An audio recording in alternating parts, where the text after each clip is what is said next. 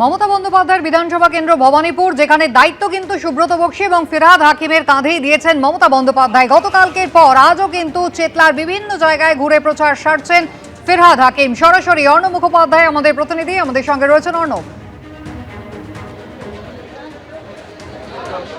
দেখো, ফিরহাদ হাকিম এই মুহূর্তে চেতলায় এসছেন। আমরা দেখতে পাচ্ছি যে এখানে লেখা রয়েছে, প্রত্যেকের হাতে যে পোস্টার রয়েছে তাতে লেখা রয়েছে উন্নয়ন ঘরে ঘরে, ঘরের মেয়েই ভবানীপুরে। এবং সেখানে এই জায়গার মধ্যে ফিরহাদ হাকিম এবং কর্মী সমর্থকরা তারা ভেতরে প্রবেশ করেছেন এবং প্রত্যেকের হাতে এই লিফলেটও দেওয়া হচ্ছে। আমরা দেখতে পাচ্ছি যে মমতা ব্যানার্জি ভবানীপুর বিধানসভার তৃণমূল কংগ্রেস প্রার্থী, সেটাও দেওয়া হচ্ছে।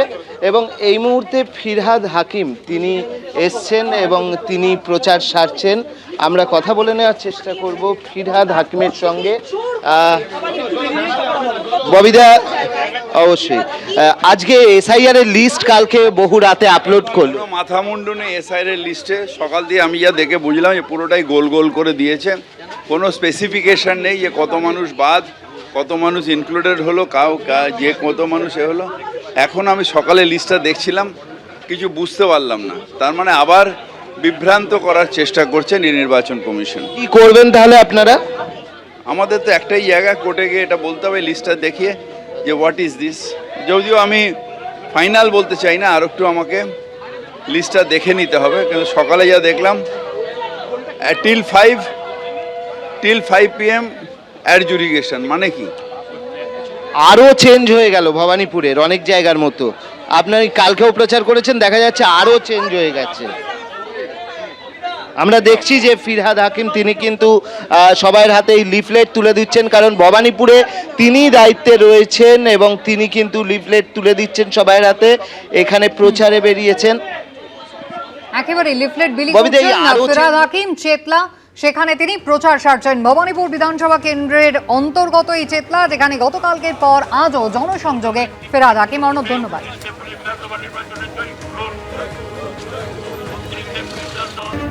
প্রশাসনের রদবদল নিয়ে রাজ্য এবং কমিশনের মধ্যে সংঘাত চরমে উঠেছে। আর এই আবহে দুই তৃণমূল সাংসদ সরব হলেন। বর্তমান স্বরাষ্ট্রমন্ত্রক পশ্চিমবঙ্গে অঘোষিত জরুরি অবস্থা জারি করতে বেশি আগ্রহী। গতকাল রাজ্যসভায় সরব হন তৃণমূল সাংসদ ডেরেক ওব্রায়েন। এখানে কেন্দ্রীয় সরকার পুরো রাজ্যটাকে নিয়ন্ত্রণে নিয়ে চলে এসেছে দাবি করেন তৃণমূল সাংসদ সুখেন্দু শেখর রায়। This bill 48 hours in advance to request the Home Ministry to ensure this happens in Parliament, because currently they are more interested in doing an undeclared emergency in Bengal. এখানে কেন্দ্রীয় সরকার পুরো রাজ্যটাকে নিয়ন্ত্রণে নিয়ে চলে এসছে। তাদের সমস্ত বাহিনী যত কিছু আছে, গোয়েন্দা দপ্তর থেকে শুরু করে সবাইকে কাজে লাগানো হয়েছে। সেটারই প্রতিধ্বনি আজকে আমাদের দলের নেতা ডেরেক ওব্রায়েন রাজ্যসভায় করলেন যে বাংলায় অঘোষিত জরুরি অবস্থা চলছে। আমরা এটার জন্য ভারতবর্ষের মানুষের জনমত তৈরি করছি। কোথায় এসপি বদল হলো, কোথায় ডিএম বদল হলো, একটা সরকার বারবার করে আদালতে ছুটছে। এই পয়সা কে দেবে? অতএব সেই কারণে আমরা মনে করি জনস্বার্থর নামে জনবিরোধী মামলা তৃণমূল কংগ্রেস করতে যাচ্ছে, যা কোনোভাবেই রাজ্যের পক্ষে, রাজ্যের জনসাধারণের পক্ষে মঙ্গলকর নয়।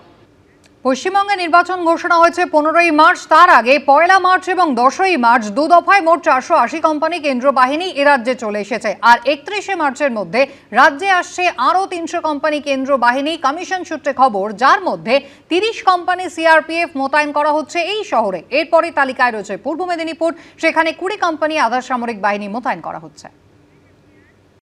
ভোট ঘোষণার আগেই রাজ্যে এসে পৌঁছেছে 480 কোম্পানি কেন্দ্রীয় বাহিনী। নাকা তল্লাশি থেকে রুট মার্চ, বিভিন্ন গুরুত্বপূর্ণ পয়েন্টে চলছে নজরদারি। 31শে মার্চের মধ্যেই রাজ্যে আসছে আরও 300 কোম্পানি কেন্দ্রীয় বাহিনী। কমিশন সূত্রে খবর, এই 300 কোম্পানির মধ্যে 30 কোম্পানি সিআরপিএফ মোতায়েন করা হবে কলকাতায়। পূর্ব মেদিনীপুরে মোতায়েন করা হবে 20 কোম্পানি। কোচবিহারে মোতায়েন করা হচ্ছে 18 কোম্পানি কেন্দ্রীয় বাহিনী। এর পাশাপাশি বারুইপুর পুলিশ জেলায় 17 কোম্পানি, মালদায় 15 কোম্পানি, মুর্শিদাবাদে 13 কোম্পানি ও বসিরহাট পুলিশ জেলায় পাঠানো হচ্ছে 13 কোম্পানি বাহিনী। সূত্রের খবর, এ রাজ্যে ভোটের জন্য 2400 কোম্পানি বাহিনী দিতে প্রস্তুত কমিশন। 31শে মার্চের মধ্যে 300 কোম্পানি ছাড়াও ধাপে ধাপে আরও বাহিনী আসবে পশ্চিমবঙ্গে। 7ই এপ্রিলের মধ্যে রাজ্যে আসবে আরও 300 কোম্পানি কেন্দ্রীয় বাহিনী। 10ই এপ্রিলের মধ্যে আসবে আরও 300 কোম্পানি, 13ই এপ্রিলের মধ্যে আসবে আরও 277 কোম্পানি, আর ভোটের একেবারে মুখে 17ই এপ্রিলের মধ্যে আসবে আরও 743 কোম্পানি কেন্দ্রীয় বাহিনী। ভোট শেষ হয়ে যাবার পর রাজ্যে থেকে যাবে 500 কোম্পানি বাহিনী।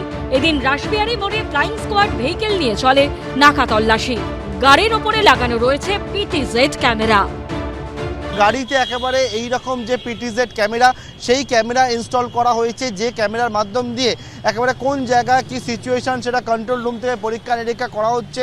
এবং এই যে ক্যামেরা সেটা হচ্ছে 360 ডিগ্রি পর্যন্ত মুভমেন্ট করছে এবং সেই জায়গায় পিটিজেড ক্যামেরা প্যান্টিল এবং জুম হচ্ছে এবং থেকে একেবারে ফ্লাইং স্কোয়াডের গাড়ি বিভিন্ন জায়গায় যাচ্ছে, গিয়ে পরীক্ষা নিরীক্ষা করছে। কোম্পানি কমান্ডার্স যে ডিপ্লয়েড আছেন 30 কোম্পানি, ওনাদের সঙ্গে একটা কোঅর্ডিনেশন মিটিং হলো। ওনারা কিভাবে ডিউটি করছেন এবং কি কি জিনিস আরও দেখতে হবে এই নিয়ে আলোচনা হলো। ওনাদের এখানে অ্যাকোমোডেশন এবং ওয়েলফেয়ার মেজার্স আমাদের কি নিতে হবে এটা নিয়েও আলোচনা হলো, কোনো রকম সমস্যা আছে কিনা।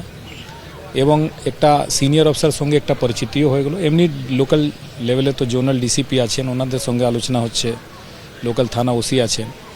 আর আরও কি করে ভালো করে আগামী দিনে ইলেকশন ডিউটি আমরা করব এ নিয়ে আলোচনা। এই মুহূর্তে স্ট্যাটিক সার্ভিলেন্স টিম নাকা চেকিং চালাচ্ছে রাজ্যের 1057টি পয়েন্টে। ফ্লাইং স্কোয়াড টিম নাকা চেকিং চালাচ্ছে 1071টি পয়েন্টে। ভিন রাজ্যের সীমানা এলাকায় রয়েছে 96টি এবং আন্তঃরাজ্য সীমান্তে 571টি জায়গায় চলছে নাকা তল্লাশি। নির্বাচন কমিশনের নির্দেশ নাকা চেকিং করতে হবে, পেট্রোলিং করতে হবে এবং সেই নির্দেশই পালন করছেন এখানকার বিধাননগর থানার ইস্ট থানার অফিসাররা। সকাল থেকে বিভিন্ন এলাকায় কিন্তু রুট পেট্রোলিং করার পর ঠিক এন্ট্রি পয়েন্টে এভাবে কিন্তু চেকিং চলছে। কলকাতার পাশাপাশি জেলাগুলিতেও কেন্দ্রীয় বাহিনীর জওয়ানদের উপস্থিতিতে চলছে নাকা তল্লাশি রুট মার্চ। পার্থপ্রতিম ঘোষ, প্রকাশ সিনহা ও সনদ ঝার রিপোর্ট, এবিপি আনন্দ। এবিপি আনন্দ, এগিয়ে থাকে, এগিয়ে রাখে।